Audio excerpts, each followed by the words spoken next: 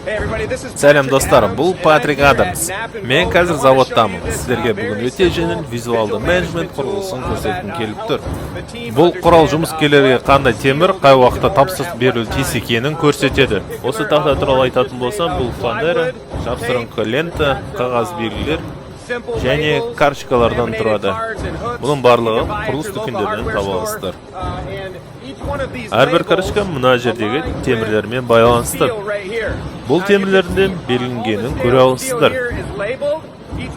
Барлық темірдің белгілері қатар бойынша дәл мына тақтадағы карточкалардағыдай қойылған.